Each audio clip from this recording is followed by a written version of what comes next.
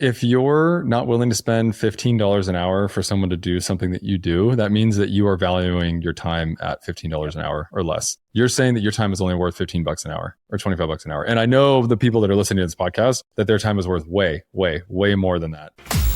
Welcome to the Physicians and Properties Podcast, the show where we teach you how investing in real estate can give you the freedom to practice medicine and live life how you want. Doctor!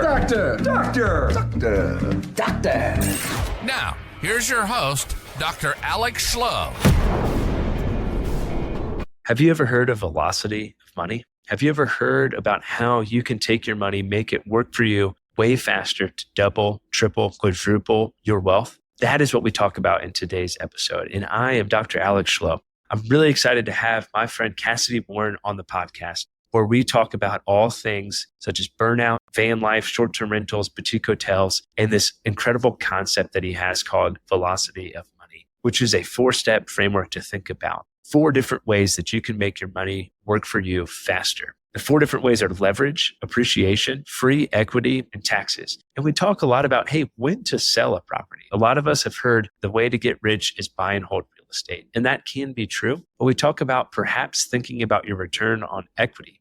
And is there a better time to sell a property and leverage those 4 ways of the velocity of money strategy? Today's episode with Kassidy was incredible. You're going to want to make sure you listen all the way through to hear about some incredible boutique hotel opportunities that he has and that he's working on at this time. It's a really great conversation, and I know you'll learn a lot from it. So if you learned something from this episode, can you subscribe, leave a 5-star rating and review, and share this with someone else? That is how the podcast grows, and I really appreciate it. So without any further ado, let's get started with today's episode with my good friend, Kassidy Warren. Kassidy Warren, welcome to the Physicians and Properties Podcast. Thank you so much for your time. So excited to have you on the podcast. How are things going? Dr. Alex, doing great. Oh man, just call me Alex. Appreciate it. Well, awesome. Well, it was great connecting with you in Whistler at Brian Lubin's 30th. It was an awesome time. We had a lot of great conversations on the lift and off the lift, and it just waiting, as you were getting the snowboard ready to go. For folks not listening, I'm a skier and I get impatient with snowboarders, but Kassidy is quick to get the bindings in and get after it. So it was a good time. But yeah, I don't like to keep people waiting, so I try to be very quick with clipping. Hey, it was awesome, man. It was great getting to know you, spend time with you. And I felt like a lot of our conversations that we had would translate really well to a podcast. So I'm really glad that you're here tonight, man. I really appreciate it. For folks who don't know who you are, do you mind telling folks a little bit about yourself? Yeah, my name's Kassidy Warren, and I've been a real estate investor for essentially the last 6 years, I would say, focusing mainly on short-term rentals, Airbnbs, focusing on design, amenities, really creating experiences for people and guests. A lot of our properties are in Arizona, but we've got stuff in Washington State and the Ohio area too. And now transitioning to buying hotels, basically taking all the experience that I had in doing short-term rentals and scaling up, leveling up into boutique hotels and bigger hotel projects. And previously, so relatable to your audience, I think I was a career corporate guy. I was an engineer for a long time. I worked in IT. I was a manager and ultimately got really burned out on all of that. And I felt the calling to go do something else and be an entrepreneur. And so my wife and I, back in 2018, quit our jobs and we lived in our van for about 6 months. And so we traveled around, did all that. And I am really passionate about hospitality and guest experience. And we had done a little bit of Airbnb where we were renting our spare bedroom out on Airbnb. This is like 2015 days. And so we had kind of learned everything we needed to know and use that experience to then go actually start buying houses, and basically spent 5 years buying 2 houses every year, furnishing, designing, construction, all that. So yeah. That's awesome, man. Yeah. Folks can definitely relate to the burnout of the W-2 and trying to escape that rat race, especially in medicine. Unfortunately, burnout's really quite high as well. What was it like? What was it like quitting the job, having the courage to quit the job, and then do van life? And what was van life like for you? Great question. I had always wanted to climb the corporate ladder. That was just like what was ingrained in me. I grew up in sort of like a middle-class household. We were very frugal, very, very frugal. We weren't poor. We weren't, which was almost kind of weird. It was like, I knew that we had the money, but we didn't spend any of it on like anything. Didn't have experiences, but it was always like go to school, get good grades. I played sports year round, go to college and get a job. Like that was the plan. Right. And I went into engineering because I loved that type of work. I loved building things, building big things. And so what ended up happening is I started moving to management and I started like trying to grow because I was trying to climb the ladder, just like I thought I was supposed to. And then I got to a point where I saw how decisions were being made about people and about projects and about things that I was really passionate about. And I saw the leaders and executives above me and their lives and how much time they were spending still on the phone, still doing meetings. And I was doing a lot of like emergency response type stuff, not like your emergencies. It was power outages and like storm response. So it was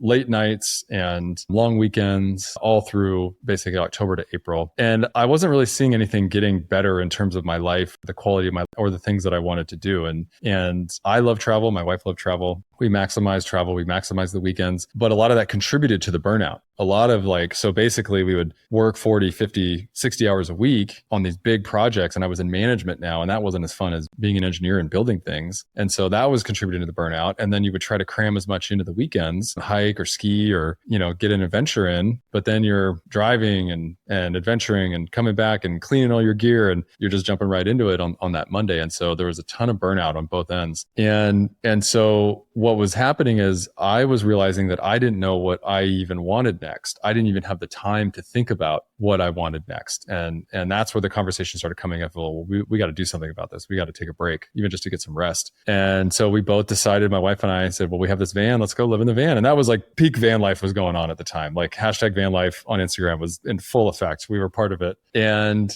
so once I made that decision, it was like full steam ahead, 100% clarity, 100% focus. This is what I'm doing. And I think it took about 12 to 16 months to save up enough money where we felt comfortable. And going in to quit my job was actually easy because I knew it's what I wanted, right? And I knew that they were going to be fine without me. And leading up to that point, I had actually done a lot to set up the team to run without me. I had brought some people in, I had done some things, I'd handed some stuff off. So it was like, they were going to be fine without me. And then van life was supposed to be great, but we had a lot of mechanical troubles. But the purpose of the whole thing was we needed space to think and dream. And actually, it was like the second day of van life where we were driving through Yellowstone. We had just left my wife's family's house and we were driving through Yellowstone. And I looked at my wife and I said, well, what do you want to do for the rest of your life?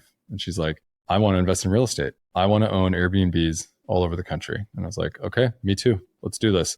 But then we proceeded to continue with van life and break down multiple times. And we ended up spending quite a bit of time down in Tucson, broken down. And that's where we ended up buying a lot of our properties because we fell in love with Tucson. And if anyone is listening from the Phoenix area, they're wondering why would we love Tucson? But the outdoors, the mountain biking, the hiking, the tacos, the architecture down there is something that we really fell in love with. And so from that point on, we spent 6 months and then we said, okay, we're done. We can't deal with all the mechanical trouble anymore.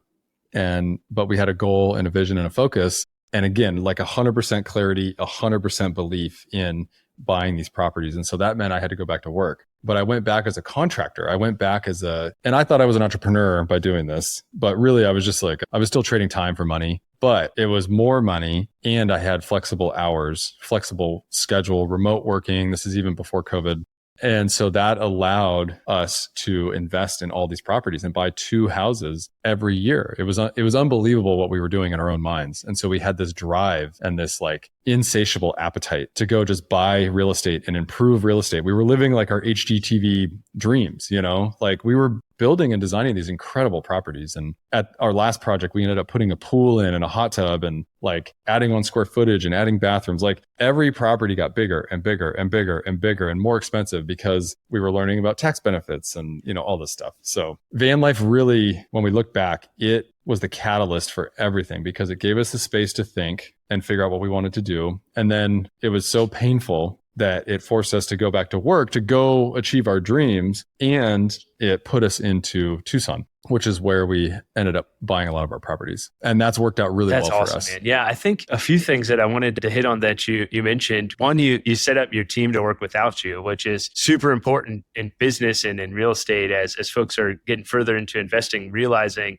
that they're trading time for money. And that's the same thing in your real estate business. And you have to figure out, hey, how can you put that team in place so you can buy back some more of your time? And I'm sure we'll hit on that. I know you're a huge fan of Dan Martell as well as I am. And the book, Buy Back Your Time, is absolutely incredible. But the other thing too is that a lot of times finding that space to have that clarity is hard to do. Like you were definitely assisted by the van life and by the times that we were in with COVID. But I think a lot of us don't understand how important it is to make that time, even if that time is just a weekend where you like go to a cabin, like you and your partner, and you just spend time talking and figuring out what's next. Like even just that alone is super powerful. And Steph and I, we try every quarter, but it really ends up being about every 6 months of like just really having some dedicated time to tag up and be like, okay, how are you? How are you doing? Are we meeting our goals as parents? Are we meeting our goals as spouses? Are we meeting our goals in business? It worked for me. And it's been really important for us to do that as we grow in our relationship. And so I think folks that are listening to this, they might be like, well, I'm a busy doctor. I don't have time to go live in a van for 6 months, but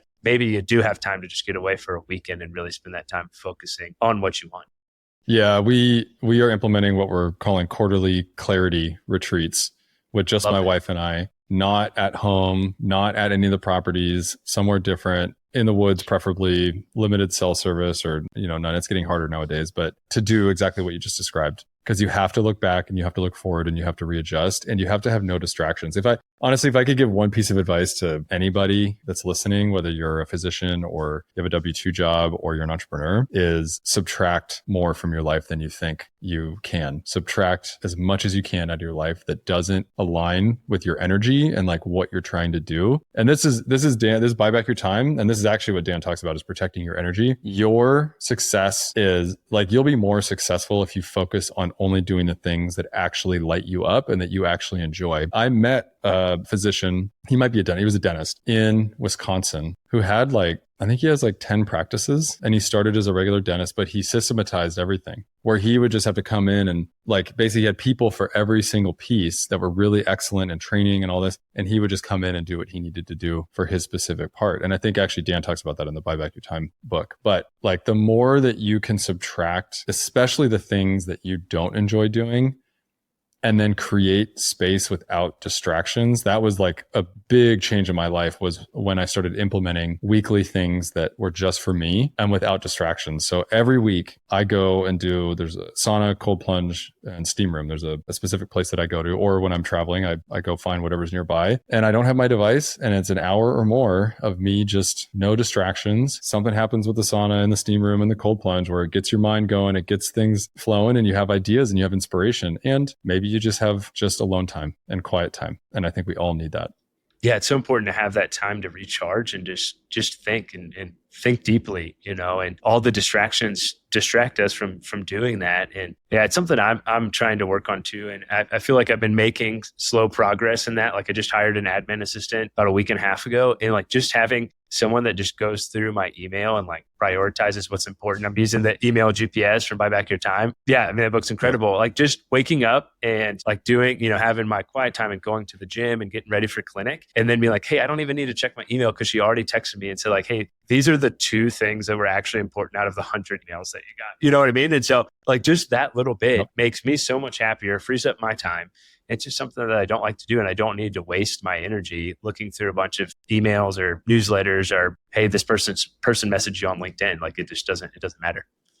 Yeah, I hired my EA about 2 months ago, and it's been absolutely life-changing. I have been so focused on only the things that I enjoy doing and only the things that are building up my business and the things that I am prioritizing. Being in your email is. But once I hired her, I let go. She's been in it. I'm never in my email. She texts me, or we have the email GPS system. She reminds me when there's something important. She'll just shoot me a text. It's she's 10 steps ahead of me, and she coordinates all my travel. I don't have to pick which flight I want or which car, or she takes care of everything. She also, I'm doing a lot of weightlifting and I'm on a specific meal plan. She will order groceries delivered to my hotel or my Airbnb ahead of time when I arrive, so that I have all the food that I need. right? There's all these things. It's like once the door opens up to like what's possible, instead of just loading your shoulders and loading and loading and loading, and like you get to this point where you can't do anymore and you're doing things that you don't enjoy. The hard part is then creating the time and the space for yourself, and then doing the work, the little bit of extra work that it's going to take to bring someone on and then offload and train those people. But honestly, it's been the best thing that I've ever it's done. so worth it too. And I think a lot of folks listening to this are probably like, well, I don't want to spend X amount of dollars to hire someone. And there's a wide range of prices in which you can pay someone to like help be your admin assistant. It's not that expensive. And if you look at, hey, how much money you make as a doctor hourly, and you figure out how much time you're wasting every day checking your email and doing some of these little tasks that you shouldn't be doing, it's mind-boggling. And it's crazy to think about. And so it's worth it.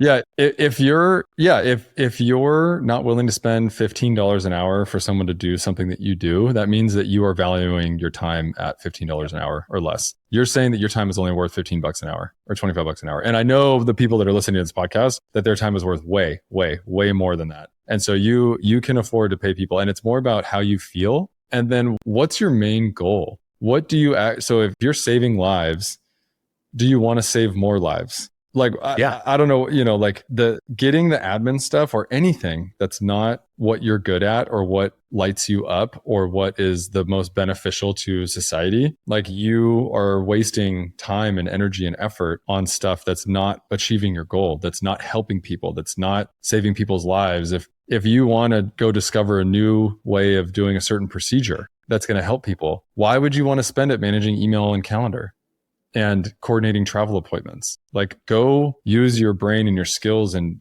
your gifts to go do things to help people. And that's really what we're talking about. Yeah, man. So I believe in it. I'm a huge believer. Yeah. I mean, you definitely opened my mind to the fact of like, hey, I need to think about this differently. And every hour is wasted that I'm doing a task that I could offset to somebody else for cheaper than what my hourly rate would be. And it doesn't have to be like, hey, I'm hiring an assistant so that I can, spend all that time working on real estate deals or buying more residential assisted living or whatever that may be. But that's also another hour, 2 hours that I get to spend with Jack and Owen, or get to spend with my wife, or go do something that I really want to do. Because those hobbies, as we talked about before, are so important to do the things that you love and have that time to think about what's next. And so, it's a game changer. It really is.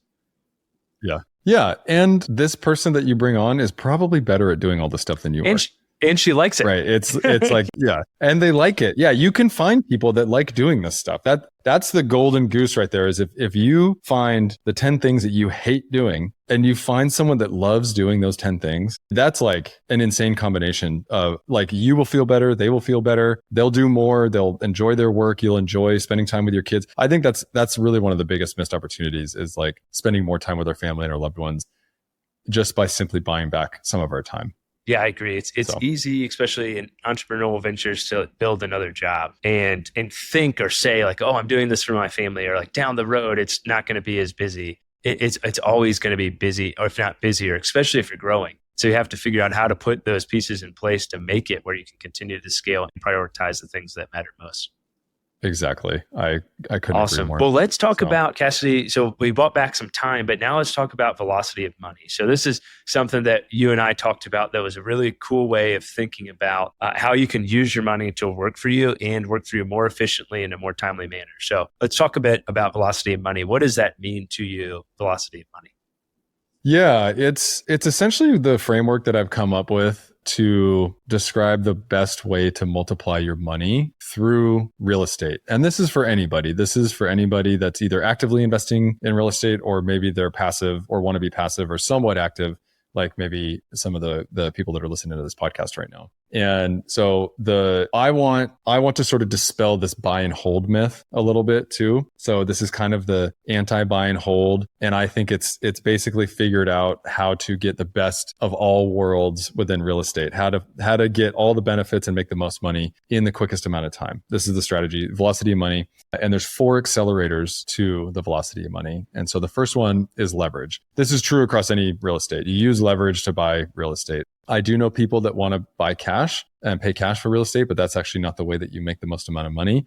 Real estate is a poor investment if you're using 100% cash to buy and hold a piece of real estate. And so leverage is debt on the real estate. And so you get to buy the entire asset for a fraction of the price, right? And so actually the least amount of money that you can use to buy that technically is better, right? Now you need a cash flow. You need to cover the debt payment and the expenses, right? That's the caveat, is we do need a cash flow, but we don't always need to cash flow a ton. Like, it's not about the cash flow. So there's the leverage piece where you get the entire asset for a fraction of the price. Then the second accelerator in the velocity of money is appreciation, and specifically forced appreciation. So regular appreciation is just year over year, the property goes up 3% because of market conditions, or maybe it goes up a little bit more because a new company came in to the area, more people moved to the area, COVID boom, whatever it is. And so you get a little bit more just normal appreciation, but that's not really in your control. You might have bought in a really good neighborhood or in a good area, or you syndicated with somebody that knew what they were doing. But forced appreciation is the golden ticket. When you go and make improvements to the property.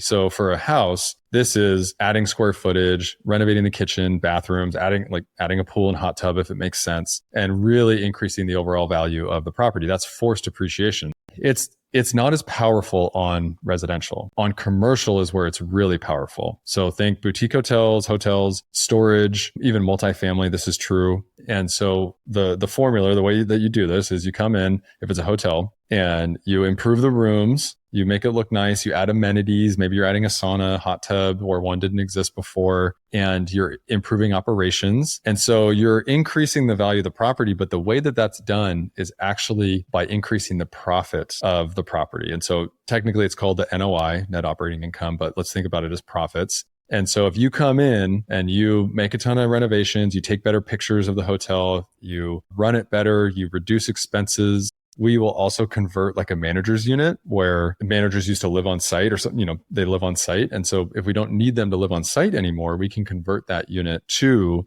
one or two more hotel rooms. And so what that does is as you increase the profits of the hotel, of the property, you actually increase the overall value of the property, but not one for one, like 1 to 10 or 1 to 12 or 1 to 15, depending on, it's called the cap rate, depending on the cap rate.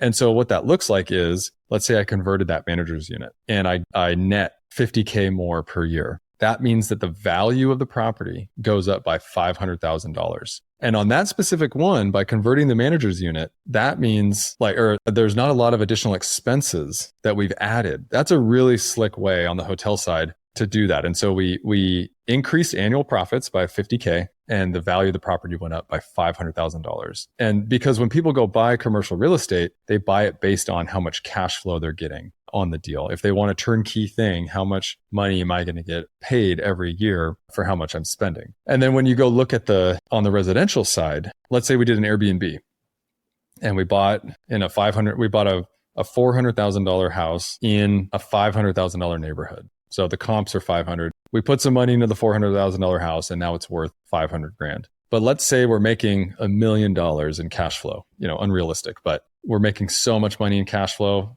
but we go to sell it. Well, the property's still only worth 500 grand because of the comps and the way it's appraised and the market and the people that buy it. It's not worth anymore just because it's making a ton of money. Now, in that extreme example, maybe it is, yeah. But in reality, it's not. Yeah, that's the power of commercial. Exactly. And then the other thing to note, when you combine leverage with forced appreciation, because you only paid a fraction of the price, let's say on this particular example, it's $1 million hotel and you put 10% down. So you put 100 grand down and we doubled the value in the end. And so that property just gained $1 million in value, but you only put 100 grand down. That means you got $1 million on your 100 grand. That's the power of leverage. If you would have paid cash, you would have put $1 million down. Okay, you would have made $1 million, but on $1 million. With leverage, you put 10% down and you got the entire value of the appreciation, the forced appreciation on your down payment. So that's why the VA loans are so powerful too, is because zero down and you get all that forced appreciation. The physician loan too is also no money down. So if folks are listening to this, you can do that as well. Leverage a physician loan to get in with no money down. And if you're a military physician, do both, which is awesome. Yes. Yeah. And so then the last two accelerators on the velocity of money. So those are really like very powerful and why commercial real estate is so powerful and good, a good investment. The third one is equity. And I like to call it free equity. Because if you buy a property, you're going to have equity, but free equity is your ability to raise money and get additional equity or add a skill set to a property. So if you're really good at renovating, or if you're a really good operator, or maybe you're bringing a lot of money to the table, maybe you've got a big chunk of capital, and that means that you will get additional equity. So you don't have to put in dollar for dollar to get the same amount of equity. You'll get more equity. And so that's what I call free equity. And that's how wealth is built, is by, if you can come to a deal and provide a really valuable skill set, and it could be just additional money or capital raising, you're going to get extra equity by not having to put any of your own money in. And so that's how people get really wealthy, is by getting free equity. And that's more available on the commercial side too. There are people raising money on residential deals. It's just not as strong. It's just, there's not as much money in it. So that's another big one. The fourth one, it took me, I think I got lucky. It took me until after my first deal to learn this one. So in my first year of really investing in real estate was the tax benefits. So for your listeners, they're probably familiar with 401ks and probably self-directed IRAs and SEP, probably the SEP stuff too. Like there's different retirement vehicles that there are quote unquote tax benefits by doing that. Basically, you can put pre-tax in, you get tax deferred. It comes out of your paycheck or however you're putting it in. You never see it. And then it goes into a retirement account. But when you withdraw on your retirement account, you get taxed as income. So it's only tax deferred, and it's only partial. It's not a huge tax benefit, but we're led to believe that it's really the one major lever that us regular folk that are working jobs or running businesses that we can do. In real estate, there are a lot more tax benefits and heavier hitting tax benefits. So the first and the biggest one is cost segregation and depreciation. And this one's a hard one to understand until you see it happen, where I buy a property. This property's cash flowing. I'm making money every month. And then let's say I had a side business. I'm a physician, but I bought an Airbnb. And so now I just bought an Airbnb and I'm making cash flow. And then I do a cost segregation study and I get depreciation, and I actually get a huge write-off. And maybe I even get a refund from the government for buying real estate investment property. And so this is what's called a paper loss. And so I'm not going to go into details because it gets kind of confusing, but essentially you can pay zero income tax. And if you've already paid tax through your regular job, you can get a refund. And then you can do that.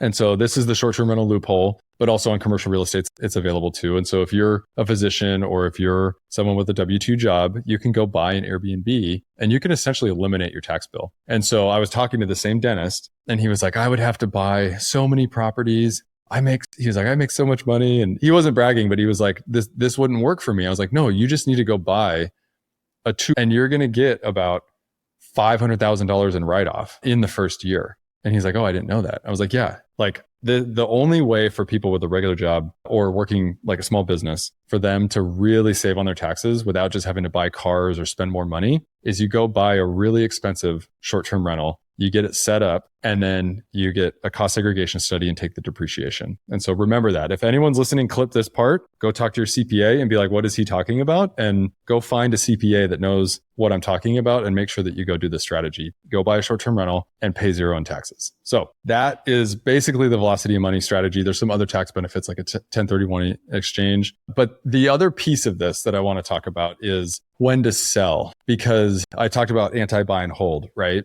But we've all been led to believe you get rich from holding onto the real estate forever. But if you actually look at the principal pay down portion, so when you own real estate, and so when you look at your property, if you own a property right now, you should look at how much equity you have. So how much equity, if you sold it, how much money would you end up with? And so as an example, our house that we're selling in Cleveland, it's worth $450K. We're going to walk away with $200,000 after all fees and everything. And that's about 6 to 7 years of cash flow. And so this is what I tell people is if you look at how much cash flow you're making every year and compare it to how much equity you have, if you can sell and get 5, 6, 7 years or more of cash flow, you want to do that. That's accelerating your wealth. You're pulling all that money forward. And then what you do everything I just said, because your tax benefits run out after about year 5 and you have leverage. So I'm going to take that $200,000.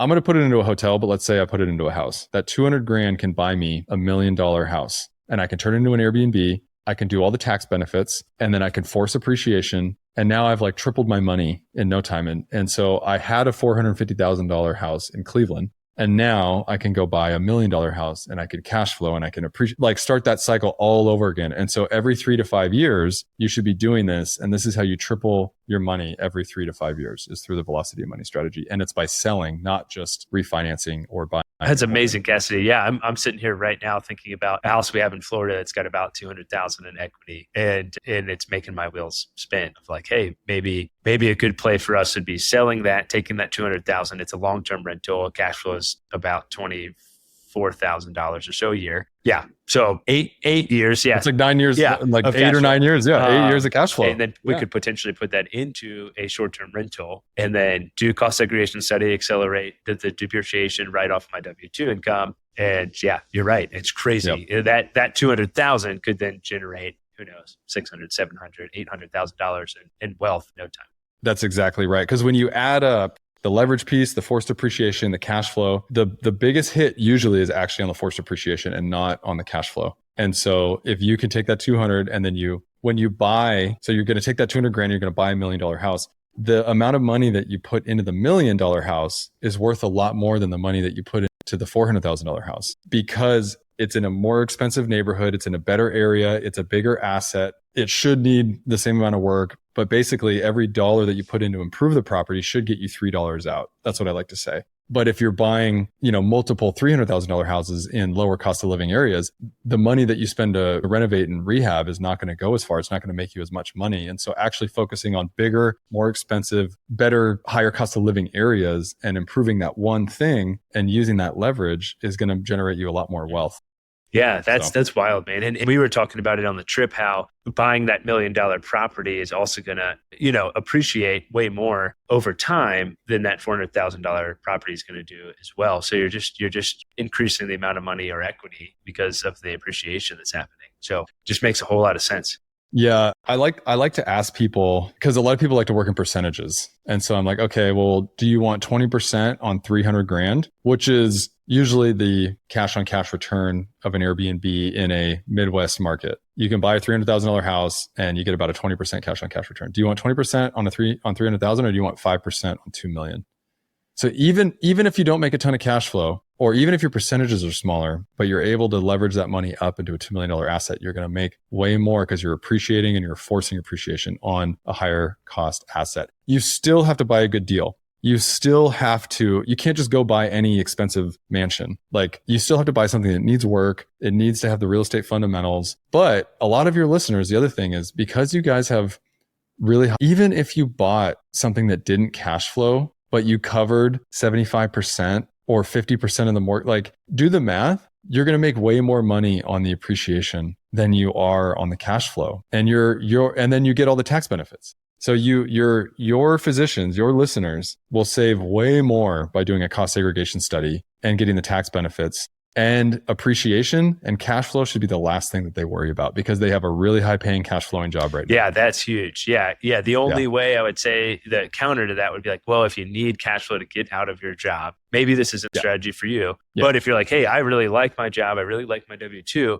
and I'm looking to build wealth, like, this is an incredible way to do it. And really expedite that velocity of money, which is massive. Yeah, my wheels are spinning, Kassidy, because I've always thought about it in terms of cash flow, like, oh, I just need cash flow. But a lot of physicians don't, and maybe you want some cash flow and you want some appreciation, and that's great too. You can certainly do that, but this strategy would add a lot of wealth. And then you could leverage this strategy down the road to maybe buy a higher cash flowing asset in the future, such as a hotel. And I want to segue to the hotel because I want to be respectful of your time. I know you are doing big things in boutique hotels, and I think boutique hotels are absolutely amazing. I think realistically, the best real estate assets right now in this market are residential assisted living, because I'm biased. Boutique hotels and mobile home parks probably are like the best, and industrial is probably a great asset class as well.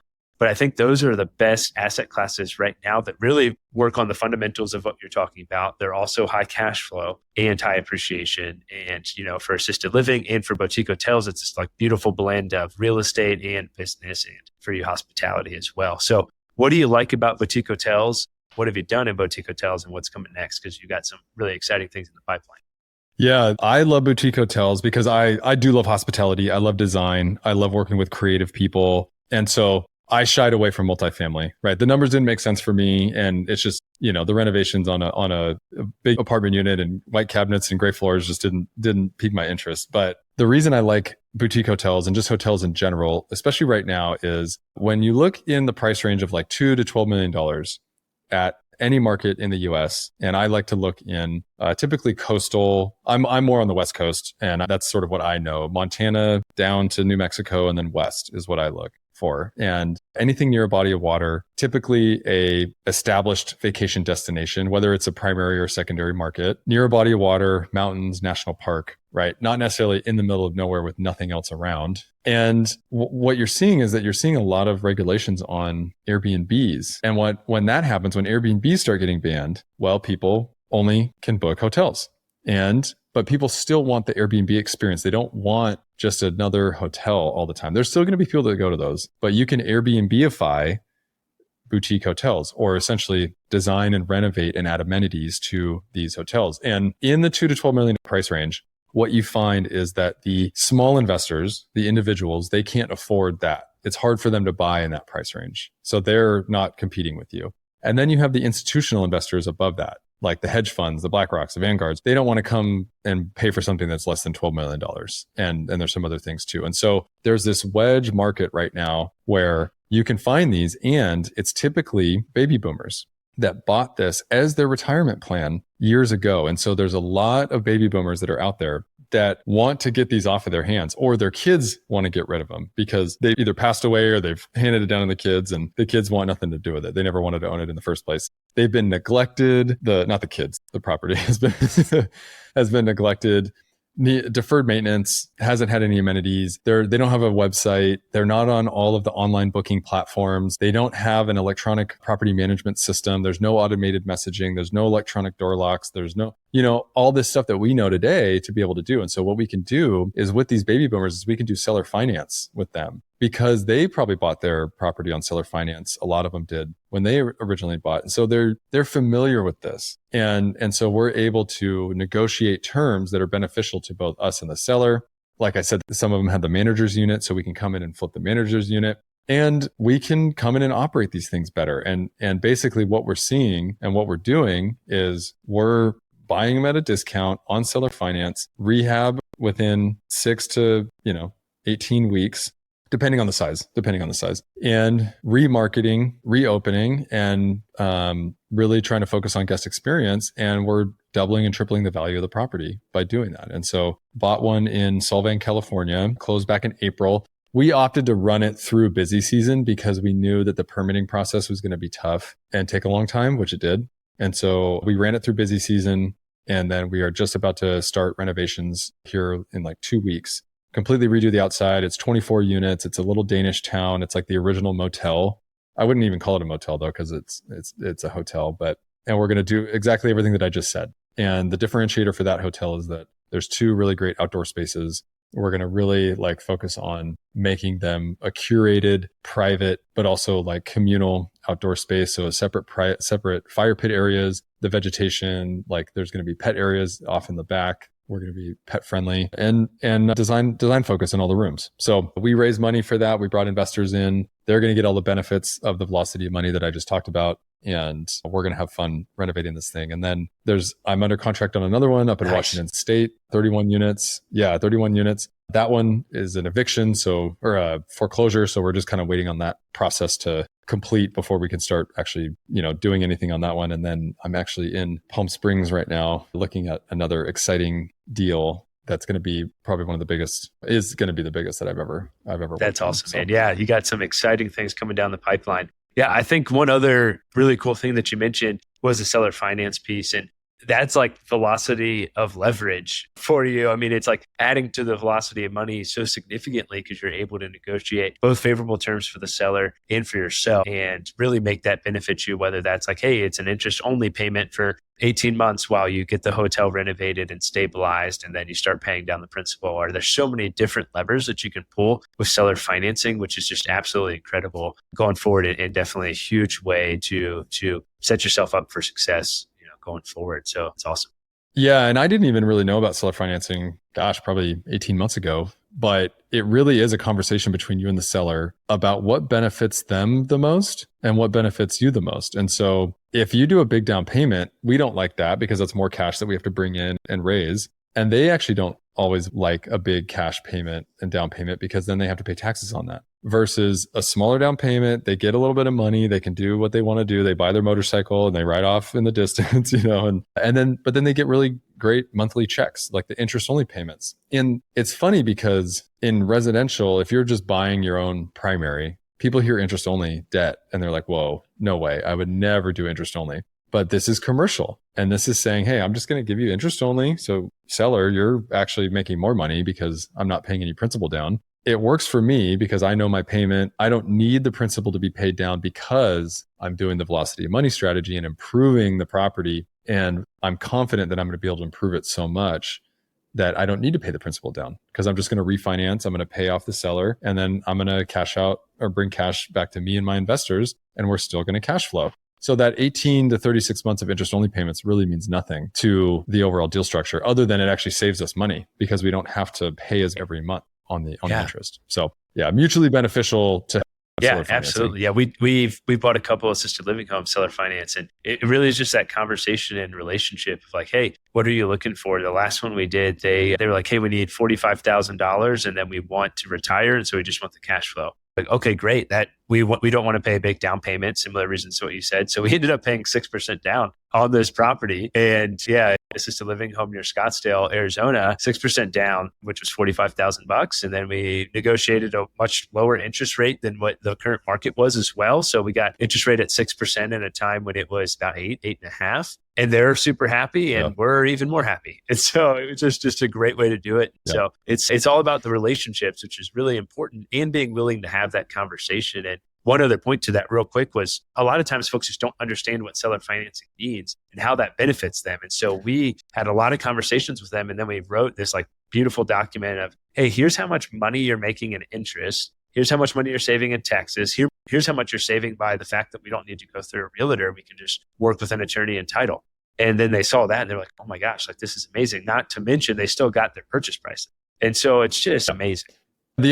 I think this is really a big deal because a lot of people hear this stuff and they hear sub 2 that Pace Morby talks about and creative finance, and people don't think that there's deals out there or that deals don't cash flow. And it's like, you have to go do this stuff. And honestly, you just have to be willing to have the conversation, like you said. And so I love this. And because there's a lot, this has happened a lot, having conversations with sellers where they think they know. They're like, oh yeah, I don't want to do seller financing because I don't like it. But they actually don't know what it is or what it actually means. And the cool thing that you kind of talked about, that there's another deal that I'm really interested in, but they want their purchase price. But I'm like, okay, well, I will give you interest only payments at this price. And that means that you'll actually get more total than what you're actually asking for right now. But I can't do it at the actual price that you're asking. But over the next 18 to 24 months, you will actually make more money if you do this seller financing deal. But it's just like, they're just, some of them, they just don't want to have a conversation. Yeah, they get so focused on that purchase price. Yeah, or hey, I'll amortize it over 40 years instead of 30 and I'll pay your purchase price. Like there's just a lot of ways to play with it.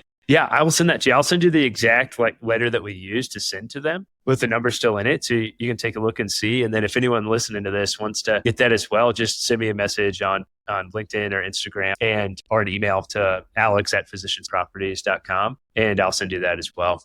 Awesome. Yeah, and Kassidy, drop some knowledge bombs on here for sure, man. I'm really excited for you for this Washington hotel, what's coming in Palm Springs, and for the Solvang renovation, man. It's going to be an exciting journey. I can't wait to come out, check them out, and stay there. It's good stuff. If folks want to reach out to you, they want to know more, they want to potentially invest with you in some of these deals that are coming up, how can they do that?